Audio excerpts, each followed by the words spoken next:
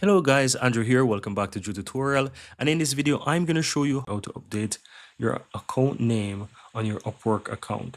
Click your account on the upper right hand side and go down to settings here. And you want to ensure that you click on my info on the left. It should be there by default as the first option, so it will most likely show, but you can change your account name very easily here. So keep in mind that if you make any changes to your name, it will be processed in 48 hours, so it will not affect immediately. So to do this, simply click on the pencil icon. If you have a password on your account, it will go ahead and change. So I can just go ahead and say, for example, Andrew. Let's say I don't want to say Drew Tutor, but I want to say Andrew, and I can just maybe change it to say Toots, right? Let's say that's what I want to say, right? And just go ahead and click on save.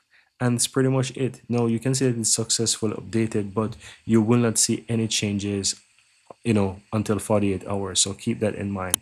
But that's pretty much it, guys. Very easy and very simple.